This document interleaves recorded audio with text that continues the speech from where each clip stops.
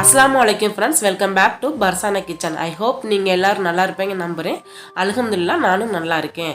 இது வந்து ஸ்கூலுக்கு சாய்க்குட்டி அனுப்புனதுக்கப்புறம் ஃபுல் டே என்னோட ரொட்டீன் எந்த மாதிரி இருக்குன்னு சொல்லிட்டு தான் உங்க கூட ஷேர் பண்ணிக்கிறேன். இந்த வீடியோ வந்து ஒர்க்கிங் உமன், அப்புறம் எக்ஸ்ட்ரா எதுவும் படிக்கிறவங்க, அதுபோக ஹோம் மேக்கர் எல்லா உமனுக்கும் ரொம்ப ரொம்ப ஹெல்ப்ஃபுல்லாக இருக்கும். அதனால் ஸ்கிப் பண்ணாமல் பாருங்கள்.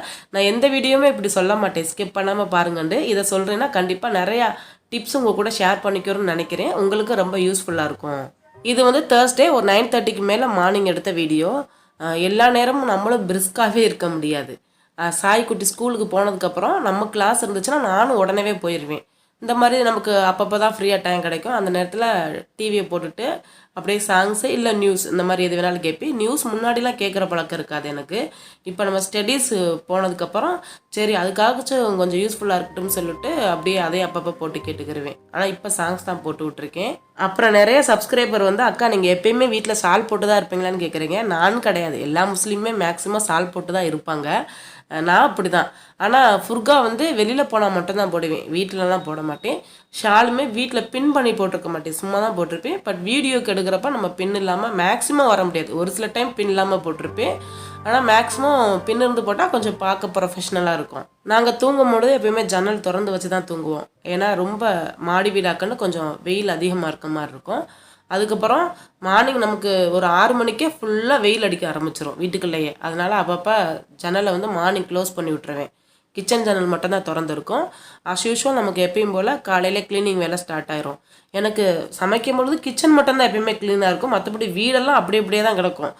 சும்மா வீடியோக்காக எங்கள் வீடு எப்பயுமே க்ளீனாக இருக்கும் அப்படிலாம் நான் சொல்ல மாட்டேன். சோஃபாவில் கொஞ்சம் திங்ஸ் சாய் அங்கேயும் பரப்பி போட்டிருப்பேன். அதுக்கப்புறம் பெட்டு அப்படியே தான் இருக்கும். நான் சாய் ஸ்கூலுக்கு போனதுக்கு அப்புறம் தான் ரெடி பண்ணி வைப்பேன். ஒருவேளை நான் கிளாஸுக்கு போகிற மாதிரி இருந்தால் காலையில் எந்திரிச்சவனவே அதை க்ளீன் பண்ணி விட்டுருவேன். அப்போ தான் நமக்கு கொஞ்சம் மைண்ட் ரிலாக்ஸாக இருக்கும்.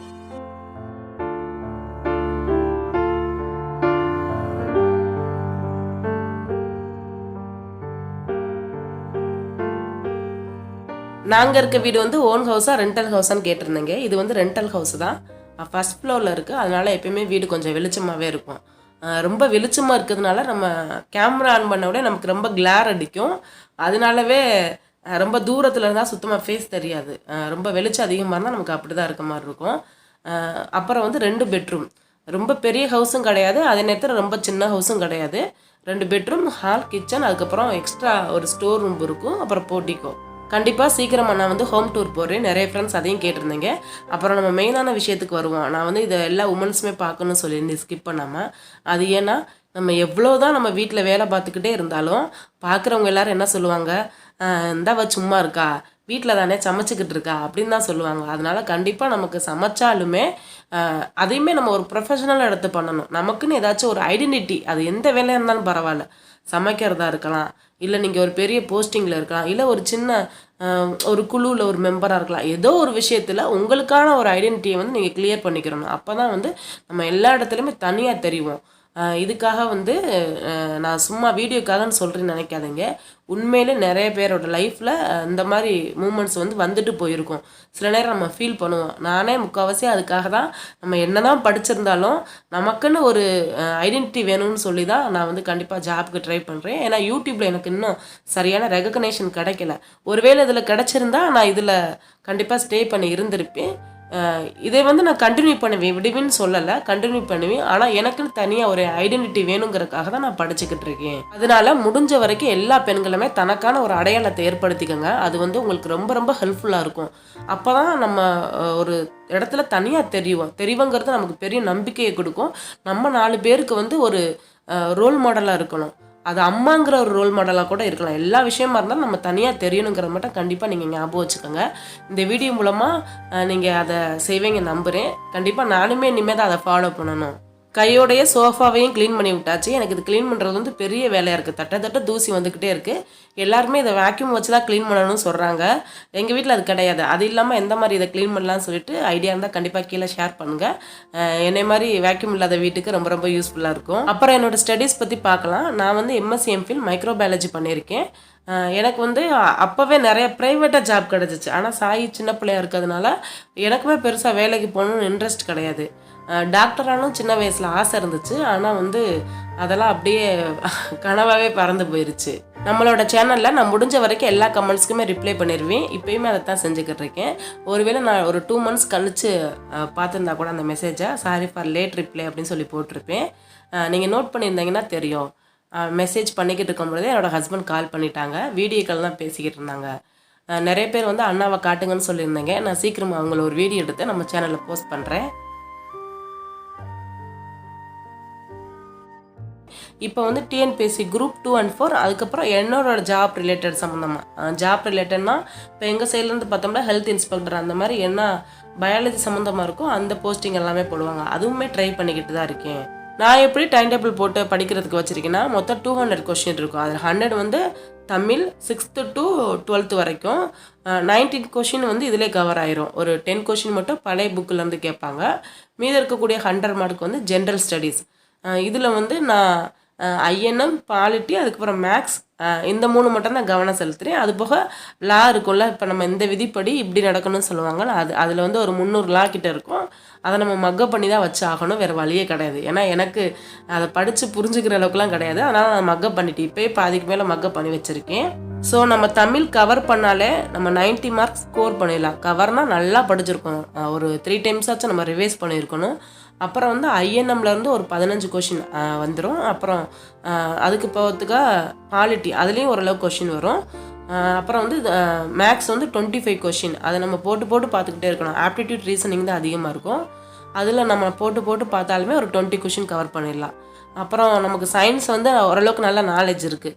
அதில் மேக்ஸிமம் 8 to 12 கொஷின் தான் வரும். நம்ம படித்தாலும் படிக்கலாட்டுமே ஒரு 8 கொஷின் அடிச்சிடலாம். நீங்கள் வந்து என்ன பண்ணுறீங்கன்னா உங்களுக்கு எந்த சப்ஜெக்டில் நல்ல நாலேஜ் இருக்கோ அதை வந்து ஸ்கிப் பண்ணிடுங்க. ஏன்னா டைம் படித்து வேஸ்ட் பண்ண வேணாம். அப்புறம் வந்து தமிழ் நம்ம படித்து தான் ஆகணும், வேறு வழியே கிடையாது. நீங்கள் எந்த எக்ஸாமுக்கு போனாலும் சரி, இதுன்னு கிடையாது, வேறு எக்ஸாமுக்கு போனாலும் உங்களுக்கு பார்ட் 2 பேப்பர் வந்து கண்டிப்பாக இந்த நம்ம டிஎன்பிஎஸ்சி சிலபஸ் தான் இருக்கும். பார்ட் 1 தான் உங்களோட மேஜர் பேப்பராக இருக்கும். அதனால் இது படிக்கிறது இந்த மாதிரி படிக்கிறது சம்மந்தமாக ஹெல்ப் பண்ணுறவங்களுக்கு கண்டிப்பாக நான் சொல்கிற டைம் டேபிள் வந்து ரொம்ப யூஸ்ஃபுல்லாக இருக்கும். ஃபாலோ பண்ணி பாருங்கள். இதை ஸ்கோர் பண்ணாலே நம்மளோட கம்யூனிட்டியில் நமக்கு ஒதுக்கியிருப்பாங்க இவ்வளோ சீட்டுன்னு. நீங்கள் இந்த லைனில் இருந்தீங்கன்னா தெரியும், நம்ம அதை அடிச்சுட்டு போயிடலாம். உங்கள் கம்யூனிட்டிக்கு எவ்வளவு மார்க் கட் ஆஃப்னு சொல்லி பாருங்கள். அதை பார்த்துட்டு அதுக்கேற்ற மாதிரி நான் சொல்கிறத பொறுத்து நீங்கள் ஃபாலோ பண்ணுங்கள். மற்றபடி நமக்கு இந்த ஹிஸ்ட்ரி, கரண்ட் அஃபேர் இதெல்லாம் வந்து சும்மா அப்பப்போ கூகுள், நியூஸ் பேப்பர் இதில் பார்த்து வருவேன். அதை வச்சு நம்ம அடிச்சுக்கிட்டோம்னா ஓரளவுக்கு நம்ம கண்டிப்பாக கட் ஆஃபை பாஸ் பண்ணி போயிடலான்னு நினைக்கிறேன். அப்படி தான் நான் ஐடியா வச்சுருக்கேன். இது வந்து நம்ம வீட்டோட இன்னொரு ரூம் அப்படி தான் கிடக்குது. இது முன்னாடி நான் வந்து வீடியோ ஷூட் பண்ணுறதுக்கு யூஸ் பண்ணேன். இப்போ வந்து நம்ம அந்த மாதிரி வீடியோஸ் போகிற கிடையாது பர்சானா கிச்சனில். அதனால் அப்படியே இதை ட்ரா பண்ணிட்டேன். சாகித் வந்து இதை விளையாடுறதுக்கு தான் யூஸ் பண்ணுறான் அந்த ரூம்பை. இப்போ இதை க்ளீன் பண்ண ஆரம்பிச்சோன்னா எல்லா வேலையுமே கெட்டு போயிடும். அதனால் அப்படியே வச்சிடலாம். மண் சட்டியை பழக்கிறதுக்கு எடுத்துகிட்டு வந்துட்டேன். அப்புறம் நம்ம மீஷோவில் கொஞ்சம் ப்ராடக்ட்ஸ் வாங்கியிருந்தேன். ஸ்டோரேஜ் பாக்ஸஸ், அதுக்கப்புறம் ஆயில் ஸ்ப்ரே, அப்புறம் வந்து பாத்திரம் கழுவி வைப்போம்ல அந்த கூடை. இதில் பாத்திரம் கழுவி வைக்கிற கூடை மட்டும் அவ்வளோவா குவாலிட்டி நல்லா இல்லை. மற்றபடி ஸ்டோரேஜ் பாக்ஸ் நல்லா ஒர்க்ஃபுல்னு தான் சொல்லணும். அது 500 சம்திங் தான், 504 ரூபாய் இவ்வளோ தான் வந்துச்சு. ஸ்ப்ரே பாட்டில் வந்து 188 ரூபா அந்த ரேஞ்சில் போட்டிருந்துச்சு. அதுக்கப்புறம் கூட ஒரு 247 ரூபா அந்த மாதிரி. கண்டிப்பாக நான் கீழே லிங்க் ஷேர் பண்ணுறேன். நிறைய ஃப்ரெண்ட்ஸ் வந்து ஷார்ட்ஸில் கேட்டிருந்தீங்க. லைட்டாக வேலை பார்த்தோன்னே கொஞ்சம் டயர்டாக இருக்க மாதிரி இருந்துச்சு. அது மாதிரி 130 நம்ம கிராஸ் பண்ணாலே என்னன்னு தெரில, எனக்கு ஹேர் ஃபால் ரொம்ப அதிகமாகுது. அதனால் கருவேப்பிலை மோர் எடுத்துக்கிட்டு, இது ஒன்றும் கிடையாது, தயிர், அதில் வந்து கொஞ்சம் உப்பு, கருவேப்பிலை, சீரகம் இது எல்லாத்தையும் நல்லா பிளெண்ட் பண்ணிவிட்டு ஃபில்டர் பண்ணால் சூப்பராக ரெடி ஆயிரும். எனக்கு வந்து முடி ரொம்ப அதிகமாக இருந்துச்சு. எப்படின்னா நான் ஃபாரின் மலேசியாவில் 2 வருஷம் இருந்துட்டு வந்ததுக்கப்புறம் அவ்வளோ முடினா ரொம்ப நீளமாக இருந்துச்சு. எல்லாருமே ஆச்சரியப்பட்டு கேட்டாங்க, இவ்வளோ நீளமாக இருக்குன்னு. கீழே வரைக்குமே இருந்துச்சு. அதுக்கப்புறம் ஸ்கூலில் ஒர்க் பண்ணப்போ என்னன்னு தெரில, அப்படியே ஹேர் ஃபால் ரொம்ப அதிகமாகிருச்சு. இப்போ பரவாயில்ல, ஏதோ நம்ம முடிங்கிற பட்சத்துக்கு வச்சுருக்கேன்.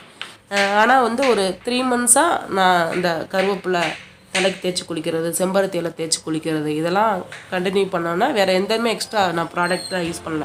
கருவேப்பிலை, செம்பருத்தி இலை, வெங்காயம் இந்த மாதிரி தான் நல்ல ஹேர் ஃபால் நின்றுருக்கு. பரவாயில்ல, பல ஹேரை கொண்டு வந்துடணும்னு இருக்கிறேன். தெரியல, கொஞ்ச நாள் போனாலும் தெரியும்.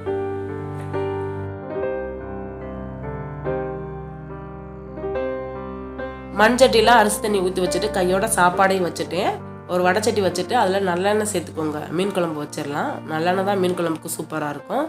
எண்ணெய் காஞ்சதும் கருவேப்பிலை, சீரகம், வெந்தயம், அதுக்கப்புறம் பச்சை மிளகாய், பூண்டு, வெங்காயம் இதெல்லாம் சேர்த்து வதக்கி விட்டுறலாம். சின்ன வெங்காயம் தான் சூப்பராக இருக்கும். ஆனால் என்கிட்ட சின்ன வெங்காயம் இல்லை, அதனால் பெரிய வெங்காயத்தை வந்து வதக்கி விட்டுறேன். கூடவே புளித்தண்ணி ஒரு நெல்லிக்காய் சைஸ் அளவுக்கு எடுத்துருக்கேன், அதையும் கரைச்சி வச்சிடலாம்.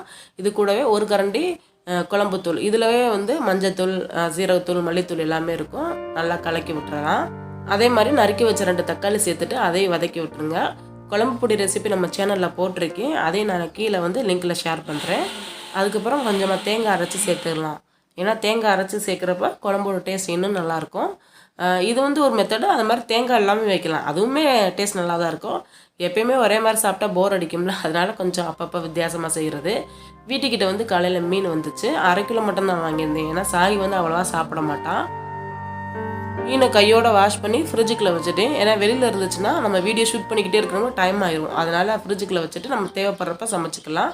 பாதி குழம்புக்கு, பாதி வந்து வறுவலுக்கு. இப்போ வறுவல் செய்யலாம், குழம்பு மட்டுமே போதும். வெங்காயம் தக்காளி வதங்கணும். இதில் ஒரு 1.5 டீஸ்பூன் அளவுக்கு மிளகாய் தூள் சேர்த்துக்கோங்க. உங்களோட காரத்துக்கு ஏற்ற மாதிரி நீங்கள் கூட்டவோ குறைக்கவோ செஞ்சுக்கலாம். அதுக்கப்புறம் நம்ம கரைச்சி வச்ச புளி தண்ணியை ஊற்றிட்டு உப்பு சரியாக இருக்கான்னு செக் பண்ணிக்கோங்க.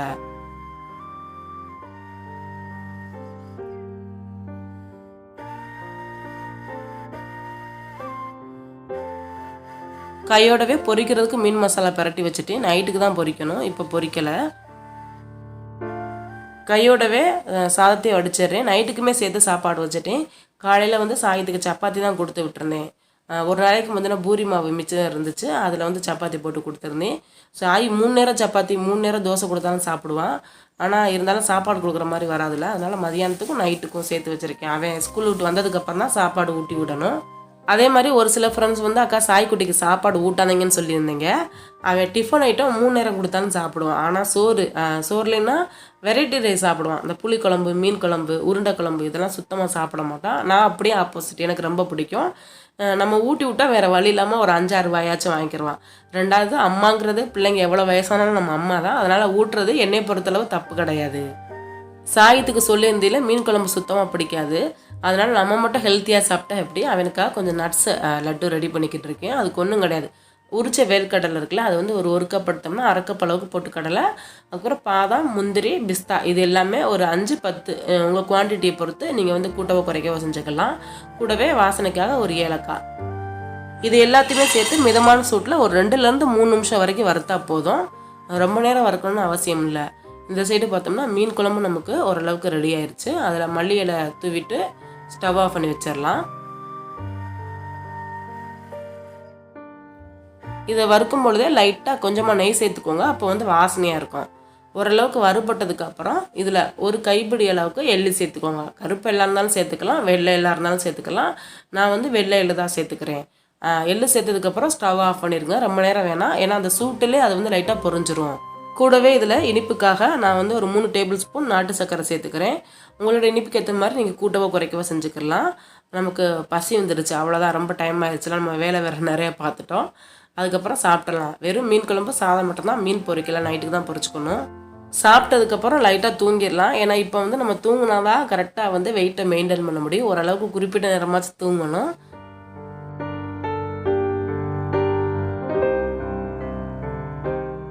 தூங்கிட்டு ஒரு 4 மணிக்கு மேலே தான் எழுந்திரிச்சு. இந்த டயத்தில் நமக்கு காஃபி டீ போட்டு கொடுக்க யாராச்சும் இருந்தால் சூப்பராக இருக்கும்.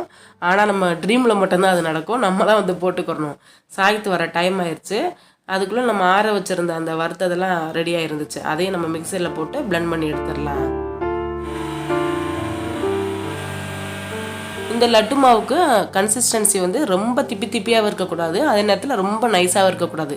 அப்போ டேஸ்ட் வந்து மாறும். ஓரளவுக்கு கொஞ்சம் நறுநறுன்னு தான் ஓகே தான். இதை பிணையிறதுக்காக கொஞ்சம் வந்து நெய் சேர்த்துக்கலாம். அப்போ தான் நம்ம இந்த பிடிக்கிறதுக்கு சரியாக வரும். நம்ம கையில் வச்சு லைட்டாக அழுத்தம் கொடுத்தனாலே அழகாக உருட்டுறதுக்கு வரும். உருட்டிக்கிட்டு இருக்கும்போதே நம்ம குட்டீஸ் வந்துட்டாங்க. நான் உருட்ட அவன் எடுத்து சாப்பிட்டான். நானுமே 2-3 சாப்பிட்டேன். நம்ம செஞ்சதில் வந்து கிட்டத்தட்ட ஒரு 25 உருண்டை வந்திருக்கோம். ஆனால் நாங்கள் 10 உருண்டைக்கு மேலே சாப்பிட்டோம். மீதி இருந்தது ஒரு 7-8 தான் இருந்துச்சுன்னு நினைக்கிறேன்.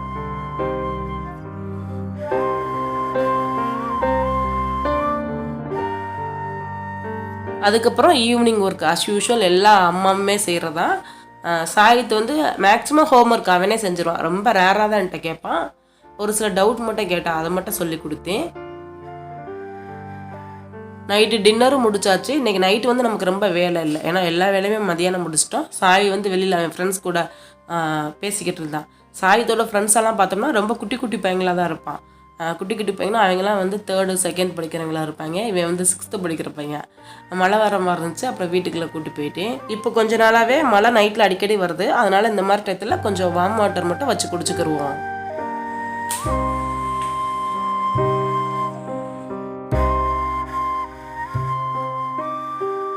என்னோட டே ரொட்டீன் இந்த மாதிரி தான் போச்சு ஃப்ரெண்ட்ஸ். அதே மாதிரி ஒரு சில சப்ஸ்கிரைபர் வந்து அக்கா உங்களுக்கு அத்தை இல்லையா, நீங்கள் ஏன் அவங்க கூட இல்லைன்னு சொல்லி கேட்டிருந்தீங்க.